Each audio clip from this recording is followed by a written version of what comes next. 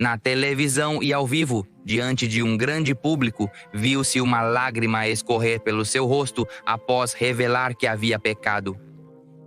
Jimmy Swaggart tirava a máscara, empurrado por um de seus rivais, pois foi investigado e descoberto ao lado de uma garota que vendia carícias. O pregador mais famoso da televisão havia se colocado no olho do furacão. Posicionado como o melhor durante 15 anos, a contradição entre suas palavras e suas ações deixou muito a se pensar. Sua carreira desmoronou. Hoje vou te contar a história de Jimmy Swaggart, o pastor mais famoso dos Estados Unidos que confessou seus pecados diante de milhões de espectadores depois de flertar com uma dessas mulheres da vida galante, aquelas que vendem carícias.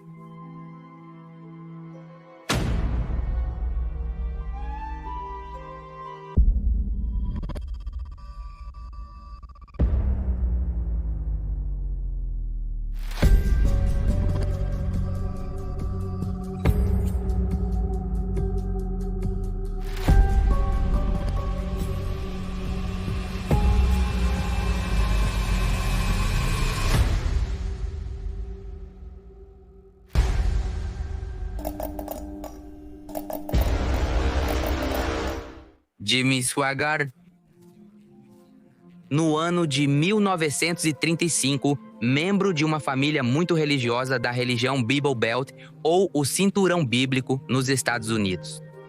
Este homem se tornou pregador desde o início dos anos 1970, quando já era um músico de gospel reconhecido, pois desde jovem tocava piano com seus dois primos Mickey Gilley, que era músico de country, e Jerry Lee Lewis, que era considerado por muitos como músico satânico, mas Jimmy logo percebeu que, além de ser um músico reconhecido com uma carreira em ascensão, ele era muito bom na pregação, e assim começou a combinar em suas apresentações a música com a palavra de Deus. O homem se envolvia tanto na palavra que até parava de tocar. Era um homem cheio de energia, com grande carisma, com muita facilidade para se expressar e sua mensagem emotiva, cheio de congruência religiosa, era entendido pelos fiéis da igreja presente no Cinturão Bíblico dos Estados Unidos. Sua fama chegou da noite para o dia com muita ajuda dos meios de comunicação, pois aquilo era realmente satisfatório em muitos sentidos. Logo, ele apareceu em programas de rádio e televisão, e estes tinham um grande número de espectadores, e as apresentações ao vivo não demoraram a acontecer. Ele enchia os estádios. O pregador conquistou não apenas os Estados Unidos, mas sua mensagem também chegava a outros países. Já nos anos 80, ele fez uma turnê na América Latina. Foi um gigante na religião e para a sociedade em geral também, pois Swaggart se reunia com líderes políticos, presidentes e ditadores. Aquele homem ganhou muito dinheiro por tudo aquilo que vinha consolidando. Jimmy era o porta-voz e emblema dos grupos mais fanáticos religiosos do evangelismo americano. Por isso, os políticos evitavam qualquer atrito ou conflito com ele, pois este homem tinha o costume de tratá-los de maneira injusta, inclusive os republicanos mais tradicionais.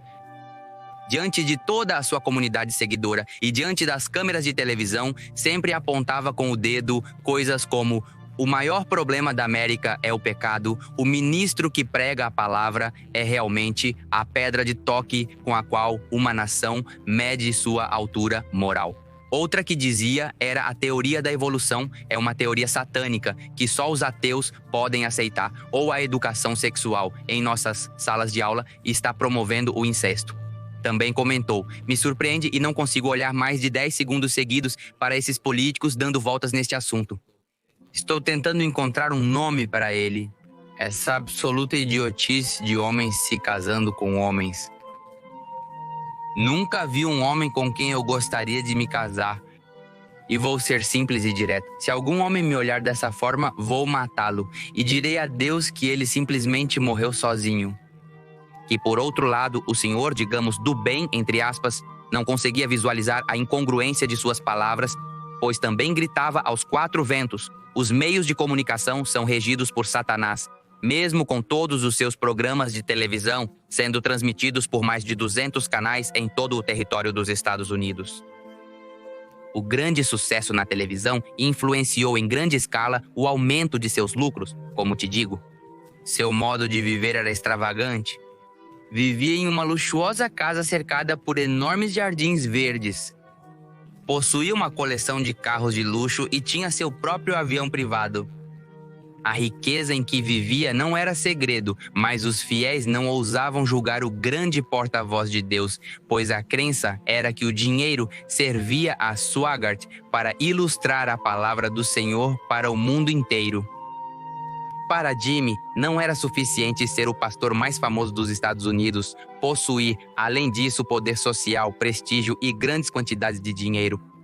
O homem evitou a todo custo que alguém pudesse competir com a gloriosa palavra de Deus. Por volta da metade da década de 80, ele tinha 2 rivais nas Assembleias de Deus, e isso não lhe agradava nem um pouco. Eram Jimmy Bakker e Marvin Gurman. Esses homens se posicionaram como pregadores com milhares de fiéis. Estavam chegando a muitos lares para a glória do Senhor, mas não representavam um risco para a popularidade que Swaggart tinha. No entanto, ele pensava que Jim Bakker era seu principal rival dentro das assembleias. Bakker se tornou uma pessoa reconhecida na televisão, pois também tinha seu próprio programa de evangelização. Além disso, ele formou o clube Louvemos ao Senhor, com o qual recebia grande parte de sua renda monetária. Por outro lado, no ano de 86, uma investigação jornalística apontou que, de fato, parte dos ganhos do pastor Bakker eram legítimos, mas também que ele havia fraudado com seu clube, pois para ser membro deste e estar em conexão direta com Deus, era necessário pagar $1.000. Com essa taxa, além de cobrir uma bênção do reverendo, prometia uma estadia de 3 dias em um hotel 5 estrelas, onde a palavra de Deus seria pregada de maneira particular. Foram milhares de pessoas que conseguiram se integrar a este clube, mas muito poucas as que receberam o prometido. O homem sem remorso ficou com aquele dinheiro e não respondeu por isso. Mas justo no meio do escândalo, uma antiga secretária do pastor declararia e acusaria o homem por intoxicá-la e abusar dela. Todas essas acusações ao rival número 1 do pastor Swaggart caíam, pois imagine como uma luva, pois ele se apressou para fazer menções em suas famosas assembleias e destruiu parte do prestígio que restava de Bakker. A mesma situação se aplicou quando o pregador Marvin Gurman, que era um fiel defensor da monogamia e da família, se viu envolvido em um escândalo, sendo encontrado em circunstâncias embaraçosas com algumas fiéis. Mas nesta ocasião, não foi suficiente incriminar seu rival. Ele também promoveu sua expulsão indigna das Assembleias de Deus. Dessa forma, o pregador estrela voltava a ser o favorito e único no topo, mas não por muito tempo, que é o que importa. Os rivais derrotados, obviamente, não ficaram de mãos atadas. Bakker decidiu assumir uma posição de arrependimento sem retaliar. Ele tentou manter o maior número de seguidores fiéis que pôde. Vamos dizer que não foi muito bem, mas ele se manteve no jogo. Por outro lado, Gurman não ficou com um gosto amargo na boca, pois jurou se vingar e destruir Jimmy da mesma maneira que ele o havia exposto. O início dessa vingança ocorreu quando Gurman contratou um detetive particular para seguir o reverendo, pode-se dizer, da moda. Com isso, ele estava ciente de todos os seus movimentos. Mais tarde, o filho e genro de Gurman se juntariam a essa caçada, interferindo pessoalmente na vida de Swaggart. Dias, semanas e meses se passaram sem cuidado até que em dezembro do ano de 87, o genro de Gurman, junto com um dos detetives contratados, seguiu o pastor Jimmy. Ele estava indo para onde você acha? Para um hotel de estrada, ou seja, para dizer um motel de passagem. Lá o esperava uma dessas garotas que dão carinhos e prazeres. Os homens perseverantes e satisfeitos com a obtenção daquele prêmio fotografaram cada minuto daquele encontro. Emocionados por alcançar seu objetivo, avisaram imediatamente a Gurman, que pediu que pensassem em como reter Jimmy no local dos atos enquanto ele se apressava para chegar, pois queria estar frente a frente com o afetado.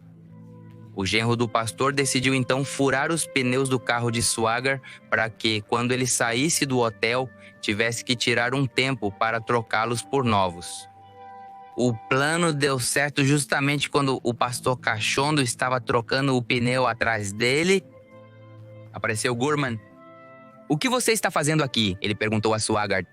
E este, nervoso, lhe disse: "A pergunta é, o que você está fazendo aqui?" E depois de uma pausa dramática, ele disse: "Temos fotos suas e dela. Ou você admite publicamente seu pecado, ou as entregamos para a mídia." Depois da cena avassaladora, Swagger levou quase 2 meses para tomar a decisão mais conveniente para ele, pressionado por Gorman contra a sua vontade. Obviamente, o tempo havia acabado. Jimmy começou revelando seu segredo para sua esposa e filho. A confissão e reação dos envolvidos foi a portas fechadas, pois sua proposta era principalmente salvar sua imagem, que era tudo para a carreira que ele tinha e que deixava tanto dinheiro para eles. Mais uma vez, motivados pelo dinheiro e pelo poder, a família unida se apresentou em um espetáculo de arrependimento no dia 21 de fevereiro do ano 88. O pastor agia desconsolado, inundado em lágrimas falsas e mantendo em segredo os motivos exatos de seu pecado. Os fiéis seguidores estavam impactados. "Eu pequei contra ti, meu Senhor. Desapareça da esquecibilidade de Deus. Obrigado. E Deus te abençoe."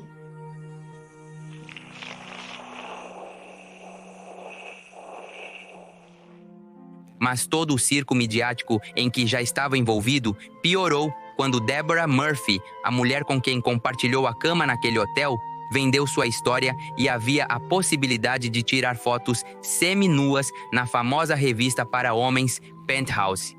Na nota, ela contou que aquela não havia sido a única vez que havia vendido seu serviço de prazer ao pastor mais famoso dos Estados Unidos.